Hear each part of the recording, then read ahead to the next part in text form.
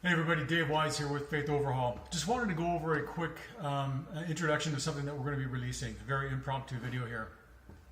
Now, what we're going to be doing is releasing a sequence of perspectives and videos on the Dead Sea Scrolls and early Egyptian, pre-dynastic Egyptian, and those types of eras to be able to help present some information about the formation of the Gospels and the Old Testament theologies and things that we have now. Now, I know some of you have probably heard things like about the Egyptian connections to Jesus. You know, he's the birth of a virgin, all these things. These all came from Gerald Massey and on weak structure, in my opinion. Those aren't what we're going to be talking about here. Though we can bring up some of that about why some of that has been perceived and why it might still continue to be perceived, and is there any value in looking at that.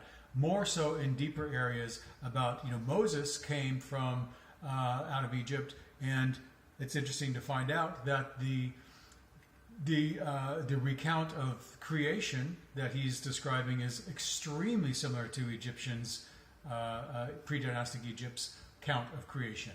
Things like this that we'll be sharing is additionally who is Yeshua and his possible connections with Egypt in multiple different ways. Now again, not through the eyes of Osiris and just saying he's the born of a virgin, blah, blah, blah, this kind of stuff that Gerald Massey started back in the early 19th century.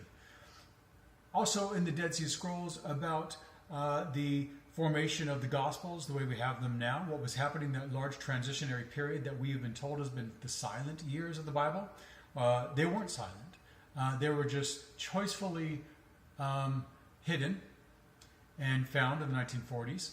And what we know now is still being ignored by many doctrines. And that is profound to understand some of the information about why these Pharisees are being called Pharisees, and Yeshua is making claim to them being people who are making it difficult for the followers of God to approach God and to walk with God because of all these laws and so forth. That's going to be a very sensitive subject for many people, but nonetheless, I think extremely important and worthy to do. So that's coming.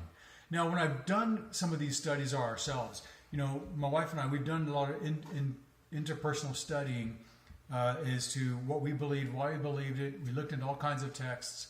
And it's interesting, when we look on the subjects of the Dead Sea Scrolls in Egypt, we realize that after we came to some of our own understanding and perceptions and sometimes conclusions, we come out and read what is publicly out there, and we find people like Dr. Robert Eisenman and Michael Wise and E. Wallace Budge and these other people. We kind of came to the same conclusions that many of them they have. And these are scholars and professors, so please don't take this in the way that I'm saying that we are like these guys, as smart as they are or whatever. That's not it. The point I want to make in this is that if you were to go and read this material with an open mind and understanding about the political and cultural setting that they're in and their own cultural history as to who that specific group is, you'll likely come to the same conclusions too. It's because the evidence is so strongly in there.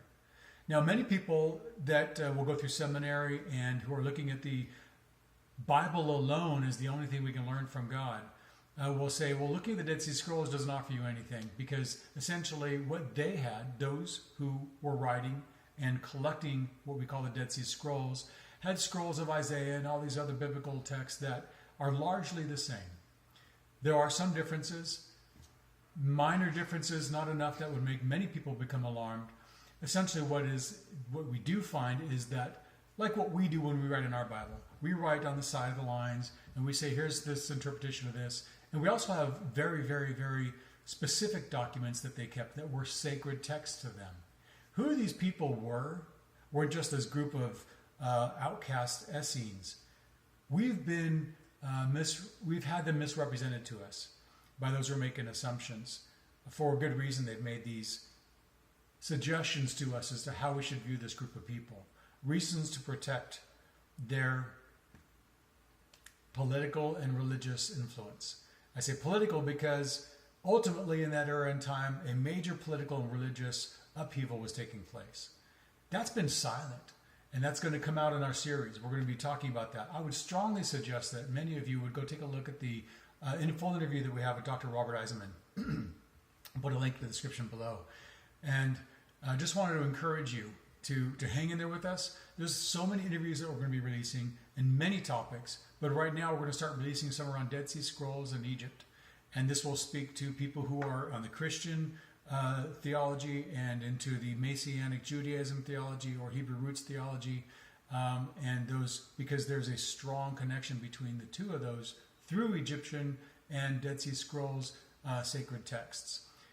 It's going to be fun. It's going to be interesting. Some of you aren't going to like what you hear, but that's okay. I hope that you can just kind of get over what you don't like and just listen to whatever it is and expand your understanding of the world history and religion that you might possibly, at least in Abrahamic traditions. So it's coming. Hang in there, guys. I thank you and appreciate everything that you're doing every time you view and like and subscribe. Take care.